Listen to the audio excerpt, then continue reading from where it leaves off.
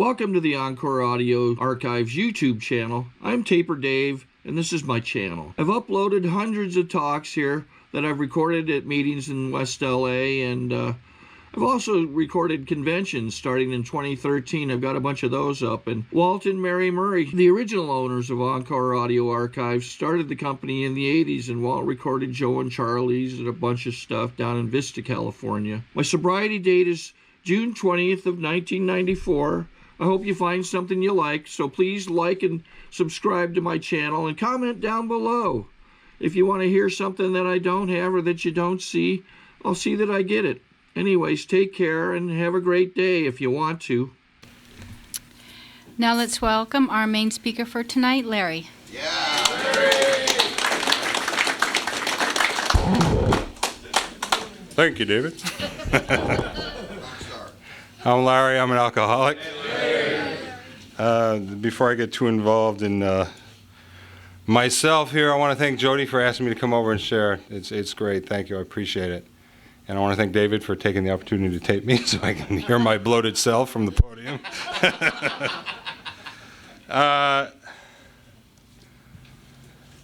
I'll give you a quick example of the way my mind works. A couple of things. First of all, I see that Carlene didn't drink her water, so I'm thinking, oh good, there's two for me. I can drink her, she won't notice. And the other thing is, while we were sitting here, there was a little spider crawling on the podium up here, and I'm thinking, oh yeah, spiders, I think they're supposed to be good luck. And then my friend here squashes it and kills it. I'm thinking, there you go, there goes my luck, dead once again. So, yeah, it's just a little sampling of the way my twisted mind works after all these years. You know, and I always kind of talk about the same thing to begin with. If you've heard me before, you've probably heard the same thing a million times. But when I'm sitting there waiting to get up and speak, all of a sudden this starts like pounding away on me. You know, it's like this is just, it gets to the point where I can't hear myself think, and a lot of times my glasses will fog over. And when I was a little kid, I had that really bad, really bad. And I knew that I was the only one that had it. None of you had it. I'm the only one that had it. And I used to call it my freak meter. You know, and I used to think that I was just going to die from this because it was so overpowering, overwhelming, and it used to really make me think I was just going to pass out or something. And I can't ever get up in front of anybody and do anything without like that going off, you know. And I learned at a real early age that you know, there were ways to turn this off. You know, there was ways to turn this off, and I got to the point where I used to call it my Valiant Budweiser moment. You know, if I just poured enough chemicals on this, it would stop. You know, sometimes it got to the point where it almost stopped for good, but I was always trying to find that fine balance of just getting this to stop so this could go on. And like, you know, Carlene said, never a dull moment. I come from a home back east. I'm from New York. I like to refer to my household as Father's Knows Best meets Psycho. I come from a large family. It was 6 sisters and myself growing up, which is why I'm so sensitive today. My dad was a really well-known physician in Manhattan. He's quite well-known around the East Coast back then. This was in the 50s and the 60s. And he was a doctor in the field of alcohol research studies, and he used to run detox centers in Manhattan. And he used to get invited to come speak at, I guess in the 50s and 60s, they would have physicians come and talk to Al-Anon groups and AA groups, and the medical expert speaker on the disease of alcoholism. That was my dad. And my mom was a fallen down insane drunk. So I had the best of both educations, you know. When I was 10, I had a Serenity Prayer bookmark. When I graduated from 6th grade in elementary school, my dad wrote in there, "To thine own self be true." And I'm just turned 50, and I'm just now starting to get a clue what that means. So it's taken me a while. You know, so I had this whole, you know, and our house was just insane. And it brings me back to this thing again, because this is fear, you know. I can't stand fear. I hate fear. Fear makes me want to blow my brains out, jump off buildings, drown myself with vodka, and just run away. You know, they call it, fight or flight? You know, but I added a third one to that: fight, flight, or drown it, you know, with booze. So I was a real little fat kid. I flunked gym all the time. I couldn't get up the ropes. My sisters were all tougher than me. They used to beat the crap out of me when I was a kid.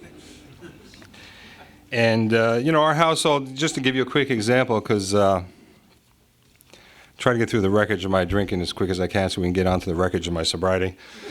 And there is some to be talked about. And the one thing I want to say real quick is that a lot of what I'm going to say up here is the way the program was taught to me by the folks in Venice. A good smattering might be my opinions based on my perception of what I learned all these years. And, and mostly it's just been my sober experience of how I've been around here sober. But anyway, getting back to the childhood, it was just an insane house. My bedroom was over the kitchen. And our household basically on a pretty nightly routine would be me in my room asleep, 3 a.m., hearing the screaming and the fighting. Going down to the kitchen, Dad would be standing there with his shirt ripped open and Mom's there with the 6-inch butcher knife, and Dad's going, "Go back to bed, everything's fine," the lies began. So I would go back to bed, and then eventually Dad would tire of this routine and he'd go to sleep, and then my mom would come in my bedroom in the middle of the night. And she used to do this quite often, too, and she would stand at the foot of my bed to wait and see if I was awake or asleep. And if she finally realized I was awake, she would flop across me and just sob for a few hours. So that was my childhood. Insane house, 6 sisters. By the time we all, now we're all kids in the 60s. My dad was partners with a doctor who was the physician for the cast of Hair, and he was one of the Dr. Feelgoods, and we were all little 60s hippie children. Going back to that when I was like 13, 14, I was being raised to be a musician. I was a trumpet player growing up, and I was going to be this great, renowned musician, and they were going to send me to Juilliard and all this good rot. And I remember when I was about 13 or 14, Dad divorced Mom. He moved out of the house. And about the same time, my 2 sisters were dating some heroin addicts that had leather jackets, aviator sunglasses, and Stratocaster guitars. And I knew exactly what I wanted to be when I grew up then. At that moment, I knew. There was no ifs, ands, or buts. From the time I was 13 on, I've always known what I wanted to be. A rich, famous, retired rock star by this point. And that was it. Dad wasn't around. Nobody was there. There was no discipline. I kind of quit playing trumpet, started playing guitar. We had our floors staked out in the house. Now, my sisters had the 3rd floor with their friends. They were dealing the hash from there. My buddies and I and my other sisters, we had the 2nd floor, and that was where we had the guitar amps going, and everybody was smoking weed and getting drunk in there. My first drunk.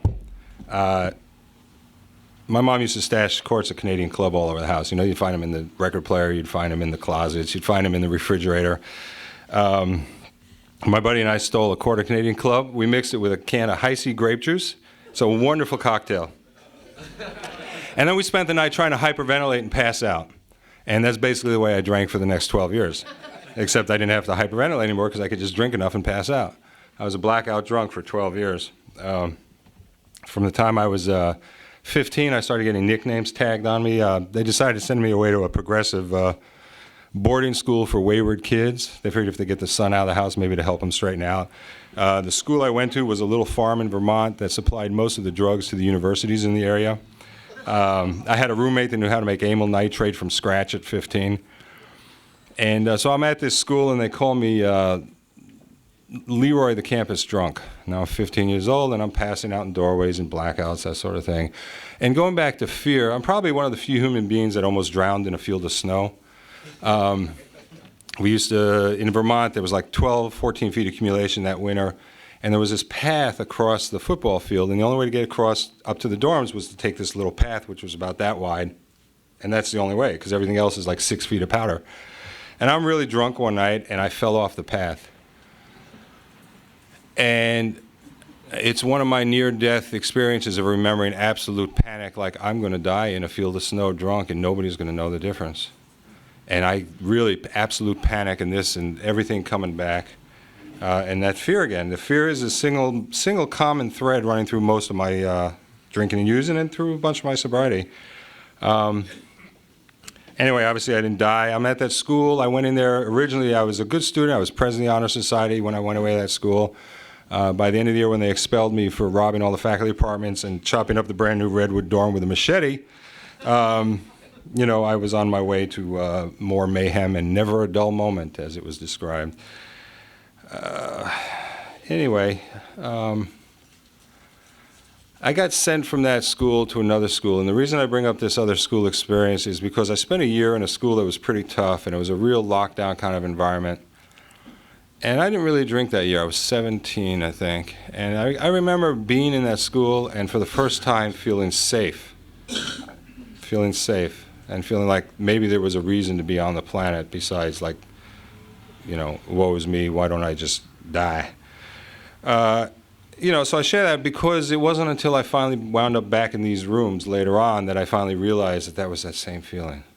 I feel safe. I know where I belong today, But anyway, carrying on from there, I graduated high school from that school, and then the fun began. I left that school, had 100 kids in it. I went from there to the University of Arizona. 1972 voted #1 party school in the Playboy poll that year, 35,000 students, and I became an absolute real maniac. My nickname at that point was Crazy. I used to do things like come down, we had a pool table there, and I'd like pick up pool balls and start hurling them at people, screaming, "Let's play baseball!" A couple of my fun experiences that year, I went to the bullfights in Nogales, Mexico, and spent 7 hours in a prison there in a little dirt cell because of drunk and disorderly. And the final capper was I was at that school, and I came out of the house I was living in one more time, had a big rock, and I was playing Tarzan, and I hurled it, and it hit some girl. And her dad was the biggest lawyer in Tucson, and he suggested that maybe I should leave Tucson, and I thought it was an excellent suggestion. So I did. I transferred back to college in upstate New York, which was another wonderful experience because there were 16 bars within a mile of the campus, and I was well known in all of them, and 86th out of half of them for just being a nutcase. By this point, my roommates used to call me the beached whale because I would just spend most of my time on the couch recuperating from hangovers. The drill, coming out the next day and looking around the living room and saying, "Oh, there's some new holes in the walls," and everybody's looking at you like, "You moron," one more time. But you got to go back to when I was 13, Stratocasters, leather jackets, aviator sunglasses. All I ever wanted to be was cool. I had never felt cool back then. All I wanted to be was cool. It's a difficult position to be in. And the only way I could ever find cool was to drown myself to the point where I didn't realize that I wasn't cool anymore. We'll finish the first one before we start the second one. I've always liked that. That way if you level them both out, you're okay. What happened, my dad had leukemia. He died when I was 22. And I quit college the next week. I'd gone to college for 4.5 years, and a week after he died, I quit. Some of the motivating factors were that. My dad entered Columbia University at 15, graduated at 18, and was a doctor by 22. I never felt like I could compete with that, so I figured the only solution was to become a truck-driving maniac guitar player out in the universe, which I did for quite a few years. I quit college. I moved to New York City. I had a van in Manhattan that made me a popular guy around the rock clubs. And in 1976, New York City happened to be sort of the hub of the music industry back then. And I'm working in New York City. All I want to be, like I told you, is a rich, famous, retired rock star, but I don't have enough self-worth to really pursue my dreams, so I did the next best thing. I became an insane roadie who worked for rich, famous, retired rock stars. So I started working in New York. I had a van. I'm working for all these bands, and a lot of them became well-known. And I started getting to travel around the world. Now, part of that, I got to say, is I wouldn't trade some of those experiences for anything. For 4 years, I went around the world, got paid really good money, and saw some amazing experiences. At the same time, I hated everybody that I ever worked for because all I ever wanted to be was the guy that was out there doing the show, not the guy on the side running it or making it happen or, whatever. So I had a lot of resentment. By this time, I'm 280 pounds, and my nickname is Lord Logar. And I'm basically, I don't know if you've ever seen the movie Roadie. I don't think I've seen it, but I guess Meatloaf played the insane roadie, so I guess I was fitting right in there with, And just the thing about the music business, like Carlene was saying, we had contracts. You get this much booze. We had promoters. They show up at every joint. They have bags full of pills, pills to get up, pills to ride, And my being in charge of the road crews, it was basically my job at night to collect all that stuff and move it down to the next town for the next show. And, so I thought nothing of being out on the road in these 24-foot trucks, driving in a blackout. I knocked a wall down at the Civic Center one year at a New Year's Eve show. We'd be on the road for weeks on end, and 3 a.m, you're on some lonely road where there's nothing around except little green men running across the road real fast, and you like scream, because you see them, you saw them, and then there's nothing again. So, you kind of get the idea. I think it kind of, Lord Logo, the Maniac Roadie. But anyway, I drank my way out of that. I kept getting thrown off all these tours because I was drunker than the bands I worked for. It was my job not to be drunker than them. I'm living in Manhattan. I finally started playing in a band, and I was like right next to my dream. My dream was there in my hands, and I'm playing for this band, and they're getting a lot of recognition. And they signed the recording contracts. Meanwhile, I'm getting drunk and calling them all names, and I was horrified. I can't take the shame of my drinking. I never could take the shame of my drinking. And I basically drank. They didn't want me to leave. They didn't think they really wanted me to stay, but I couldn't take the humiliation waking up every day, what did I do now?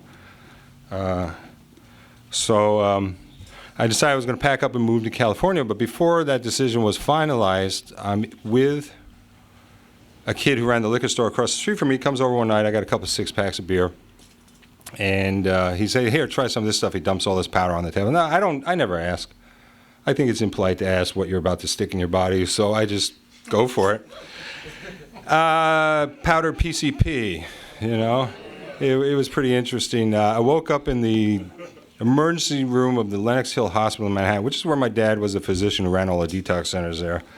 He at this time was already passed away. And this is my experience. This is what happened with me, and I got to tell you because I know it was true. I'm up in the corner of the emergency room, up by the ceiling, looking down on myself on the gurney, and just seeing myself prostrate out. And I was up in the corner watching it. Next thing I know, boom, I'm there screaming at the orderly, don't you know who I am? I'm Dr. Rosen's son. Well, no, you're a drunk who came in here, your arms all ripped open, you lost 3 pints of blood all over the apartment building. I did what any good drunk does when you can't find your keys. I put my fist through the front doors, except there was all that safety glass they use in Manhattan with all the wires in it. Not fun. Really time to move to California. I'm going to come out here, move to California. I came out here, got a job as a disco doorman because I'm a chameleon. Whatever you guys are doing that's hip, slick, and cool, I have to try and see if I can capture that. So I'm a doorman at Brandy's, if anybody ever drank in Brandy's. I was there 6 nights a week on Main Street when it first opened. I know Dave knows it. And you were across the street in Blackie's, though. So I'm a disco doorman. I just came from the world of punk rock for 4 years. I went from the all black to like disco suits with the open collar with the gold chain, And everybody wants to get to know me because they all want to get in this club. It was like really the hip spot. So I could walk up and down Main. I've been here like 2 months. I'm walking up and down Main Street. People they buy me drinks, they hand me pills. Hey, Larry, hey, remember me tonight? Yeah, okay, fine. My first experience with a higher power was about 2 months after I moved here. It was the Santa Monica Police Department. A couple of Quaaludes and a 2.0. They locked me up. I went to Claire Drinking and Driving School, 8 classes of Claire Drinking and Driving School. I used to have to come to AA meetings. I'm the shadow boy, stand in the back, put your foot against the wall, scowl a lot, look as mean as you can, and hopefully everyone will leave you alone because really you're so terrified to be here. It's like, geez, that old fear again. But I did my drinking and driving classes. I did. I graduated on Saturday. We got my little certificate for Claire Drinking and Driving School. Sunday, my girlfriend told me she was leaving me. Big mistake. She's up north. I'm down here. I have her car. I go get myself a case of Michelob, drive to Point Doom. Nobody really wanted to drink it, so I drank the case myself. And next thing you know, I'm in Alice's restaurant trying to throw tables at people because they won't give me my car keys. They finally gave me my keys and said, get this moron out of here. Next thing you know, I'm on Lincoln Boulevard crashing into a car, And so you got to remember, I graduate on Saturday, I get my second arrest on Sunday, and I'm back in Claire's office on Monday. And what was cool is I went to the guy's office. He was up in this Clare office here. He says, had a guy there. He says, take him down the Marina Center. So he brought me here back, when the podium used to be that way and there were all these old funky couches in here. Now, I got to tell you, I used to live on Way Street right here when I was crashing on my sister's couch because, when you're 25 and you can't work, what else you do is sleep on your sister's couch. And I used to fight with her daughter, who was 4. We were about the same age emotionally.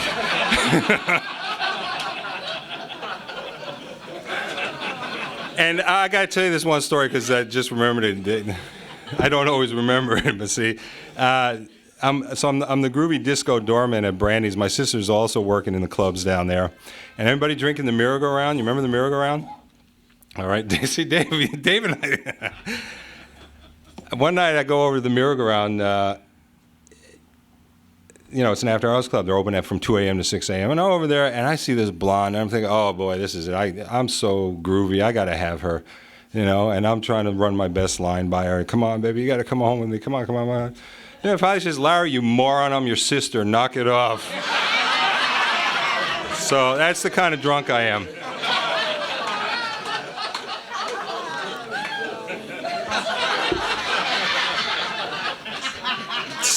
So I'm crashing on her couch, and I used to walk by the Marina Center all the time and see all the cars with the bumper stickers. I say, oh, man, there's a weird cult out here in California. As I was going to the Royal Market to get my booze, Anyway, let's get sober because I'm running out of the fun part here. I still didn't quite get it. I didn't drink for 8 months. I didn't have any drinks for 8 months. Somebody asked me to get up and play a show with them. And I said earlier, I can't get up in front of you without drowning the freak meter. I just can't do it. I turned to my sister, the same sister that night. I said, do you think I could just have one beer? And she said, well, of course you can. That AA stuff's too fanatical. Our whole life was devoted to my dad and AA. And it's like, that's fanatical stuff. So I had that one beer. I woke up the next day. I had crapped in my pants. My car was gone. There was a strange person next to me. I'm a cool rock and roller, remember now. And for the next 2 weeks, I hit a parked car drinking and driving, which, again, if it would be my third arrest if I got caught. I got evicted. I lost my job. The tail end of the tail end. And my last drink was October 16th, 1980. And I'm sitting at the Sidewalk Cafe with a horrible hangover, looking at this woman I had just spent the evening with. And it was one of those blustery kind of October days, and the wind was blowing, and everything was just sort of swaying as my hangover was throbbing. And she was sitting there telling me how great it is to be a heroin addict and a hooker. And this is somebody I just spent the evening with. So I kept looking at her, and I'm looking at the ocean, and I'm looking at the beer in front of me, I only drank half of it. And I had my moment of clarity. I was like, this is not how people live. And that was my last sip. Anyway, I got directed, because I struggled in the beginning, I got directed to Sunday morning and Monday night Venice, which we affectionately call Where the Debris Meets the Sea. And I love those people. It was the most magical time of my life, those people, They taught me a couple of things. What they taught me is you don't drink or use no matter what, even if your claws are bloody. You don't kill yourself in the first 5 years because you'd be killing the wrong person. And the other thing was you work the steps or die, expletive long, ask me later, I'll fill you in, okay? And I believe those people, and I got to tell you, in my sobriety, people do die around here. I didn't believe it when they first told me. I was like, nah. My first sober roommate hung himself in prison behind cocaine. A good friend of mine that I was talking to every night at 2 in the morning because she was really struggling with obsession. She called me 5 nights straight at 2 in the morning. On the 6th day, I found out she had jumped off the Monty's building. And I then had a guy who was living with me who was trying to get sober again. His name was Kenny B. I don't know if anybody remembers Kenny. And he was living with me. He was sober, but then you could see the resentment seeping in. And then all of a sudden, he's drinking in my home. And my wife at that time was pregnant, I thought, and he was lighting holes in the mattresses. And I was saying, we can't have that, it's not safe. Kenny came to the door at about 11 p.m. trying to get in. I had chained the door. I I had told him, no, Kenny, you can't come in tonight. You can't come in until you sober up. And I handed him a blanket. And they found him the next day dead at 6 a.m. with a bottle in the street. So, you know, people do die around here, and I take this stuff real seriously. But we're not a glum lot either, which I was saying the other night, which somebody keeps repeating to me. So,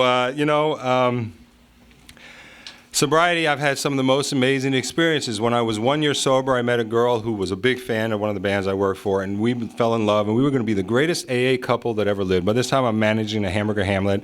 I'm going to be the restaurant king of Los Angeles, and we're madly in love. It was 4 months of the most absolute ecstasy I've ever experienced, and 3 years after that of the worst pain that I've ever experienced. Because, you know, when I'm in pain or I'm in fear, I got to drown it. We broke up. You know, she left me for a rich, famous rock star who had a hit song on the radio at that time, so it was just extra torture every day to turn on the radio hearing his songs on the radio, so. And the song happened to be Is She Really Going Out With Him? So if any of you remember that song, it's like, do I have to hear this every freaking day? You know? And I had a very hard time. I had a real hard time in earlier. At 2 years sober, I'm hearing voices. I'm in so much rage, I can't turn my neck. I used to work downtown being the restaurant king, and I would drive to the Wednesday night wrist slashers every night, screaming at the top of my lungs, just screaming at the, you know, I'm grateful because I think if a doctor had gotten a hold of me then, he would have absolutely put me on something to make the voices go away. I'm grateful I didn't have to go through that experience. What did happen is I met a guy, and this is really probably one of the single most important experiences of my sobriety. I met a guy, and he got a hold of me, and he said, you know what, Larry, the problem is you're suffering from one of the most severe cases of head-up-the-butt-itis I've ever seen. And if you don't do something about it immediately, you're going to drink, die, or go insane. And believe me, I was already there. I mean, all day long, people, you know. I believed him, and he said, listen, you need to learn what it means to be of service. You need to maybe go over and help these kids that are in this cerebral palsy school. He directed me to a school for cerebral palsy kids, and all these kids in wheelchairs. And I used to go in there every day, and poor me, God got me sober so I could feel the torture better, you know.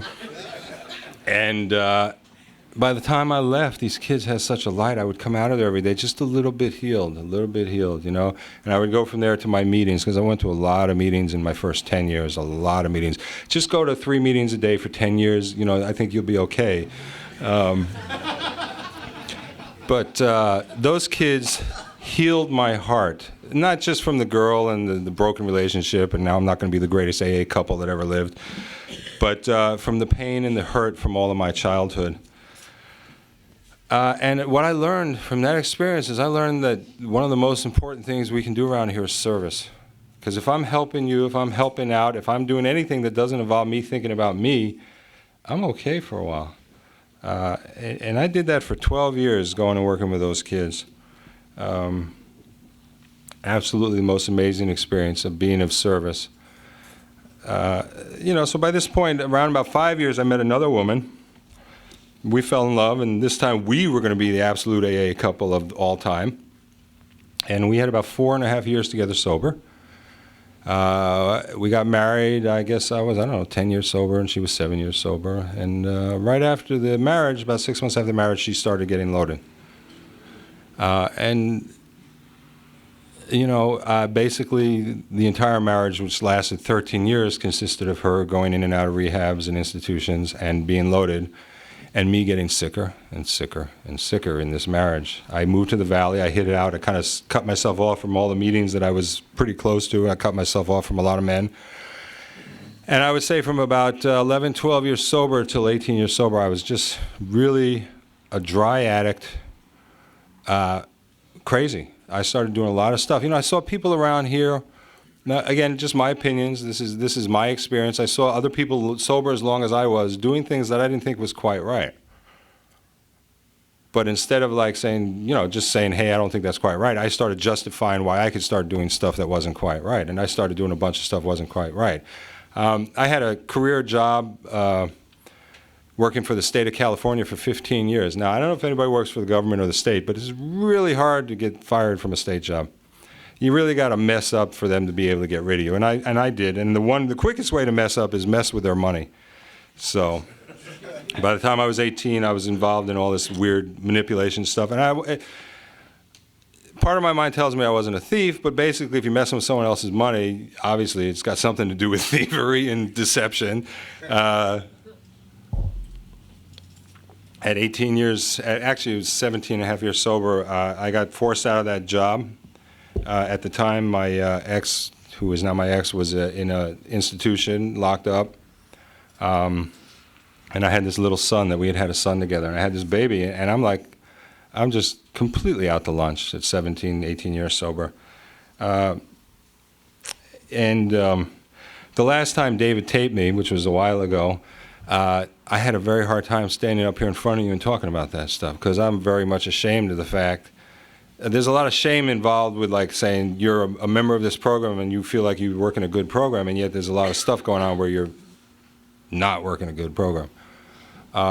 But it's real important for me today to share this experience with anybody in this room that's having a hard time, especially if you've been around for a while or you feel like there's stuff going on that maybe doesn't feel quite right. You don't have to drink or use, no matter what. You know, and I didn't drink or use no matter what. And because of that, because of being able to surrender one more time, and I had a real big surrender around 18, got a new sponsor, started working the steps, really tried to get back on, you know, it's the mind is a dangerous, you know, I'm a two-fisted drinker, I'm a two-fisted thinker too. You know, the mind can really play tricks and do a lot of rationale and justification. But I'm happy to say that because of that experience and because of the fact that I did not drink or use no matter what, I'm a stronger man today than I've ever been in my entire life. I'm a happier man today than I've ever been in my entire life. I'm just not the same person I was even 5 years ago. And in the last couple of years, I mean, you know, you're going to go through stuff. If you're around here, you're going to go through stuff. Sobriety doesn't guarantee you, you know, rich, famous, retired rock star at 50. It does, you know, say that, you know, if we're, you know, painstaking about this process, that we don't have to drink or use again. And I've gone through stuff. My mom died while I was sober. I've gone through that experience with my ex-wife. I had to sit in a doctor's office when my son was an infant and hold him while they did a spinal tap on him.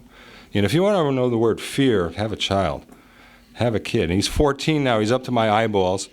You know, I was laughing today because, you know, it's Easter, and I said, you know, from now on I'm going to call you the G-ster bunny with the hip hop attitude, because, you know, he's got the pants hanging halfway down his butt, and, you know, he's just so hip, slick, and cool at 14. I can't stand it.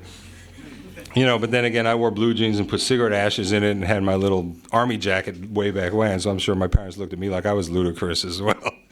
So, you know, but the thing about this program is, as long as you don't drink and use no matter what, you know, eventually you'll come out the other side of it. And when you come out the other side of it through the tunnel of whatever growth you're going through, chances are there's going to be a big ray of sunshine sometimes. About 3 years ago, I met a woman.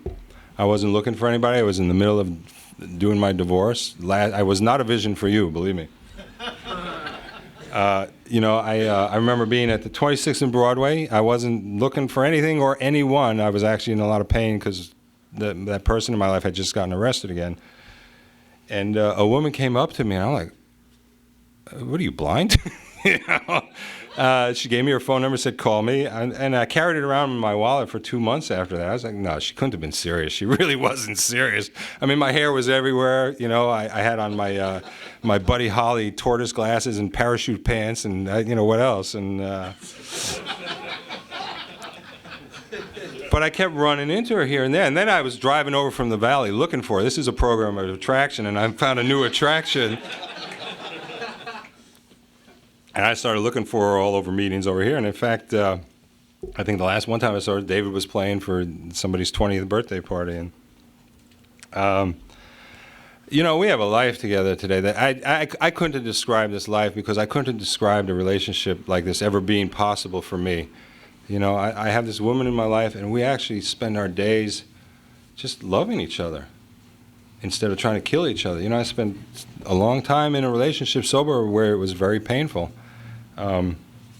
And this is just one of the absolute gifts of this program, is like if you stick around here long enough and do the work. And I did do the work through all that. I had sponsors through that whole dark period.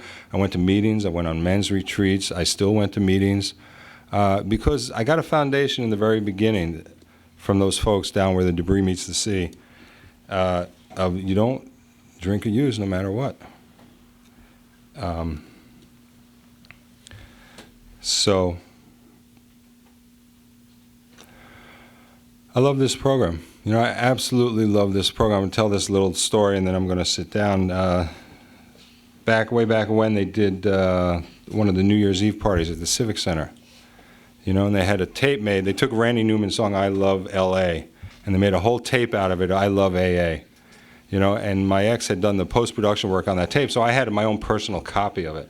You know, so I used to take it, and I just, sometimes when times were tough, I would just pop that thing in the VCR and let it play, and it's just, I love AA, you know, and sometimes that was enough just to sustain me long enough to get to a meeting, call a friend, get out of myself, and reconnect with the place, the one place in my life where I've felt at home, you know. And, you know, they say there's no place like home, and this place is my home. And it's the Marina Center especially means a lot to me, even though I wasn't here for a while. It's just really nice to be back home again. Thanks.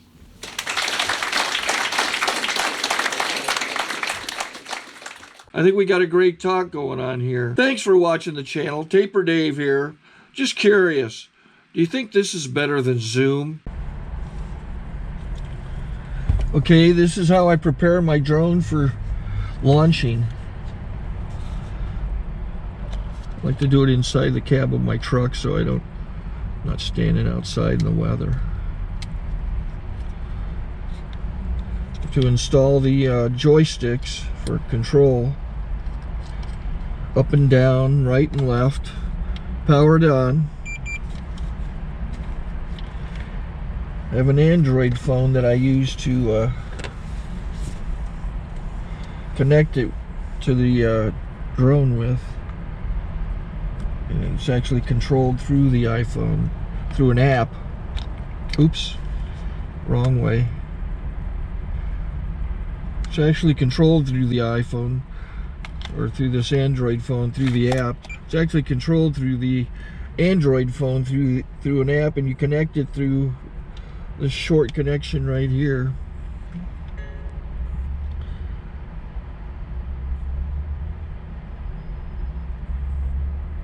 Remote control connected. Remote control's connected. So I pull out the drone. I have to extend the legs. Long legs extended first, then the short legs. Remove the gimbal protector. Set that aside, then power it on one short burst, then one long burst. I lay it down. So I have to go to calibrate. So the drone's not connected yet. It shows you here as this drone gets disconnected, even though the remote's powered on. So the drone has to establish it's connected. So I go into the app to calibration mode. First I'll calibrate the remote controller. Start calibration. Out, in, oop, out, in, up, down, and then this little wheel is to control the gimbal. So it's calibrated. Go to gimbal calibration, start calibration, and then it calibrates the gimbal. I don't know if that shows up. The gimbal's moving all over the place. Changes, you can see it on the video. And I'm calibrated to take off. It's acquired 7 satellites at the moment. There are 26 satellites up in the sky, which it has to acquire before you can take off. So it's connected. It's got enough satellites. This is white. I can go to press this little arrow button, swipe right to take off, and it would start the motors if I slid this to the right. But I'll wait till I get outside. Don't want to do it inside.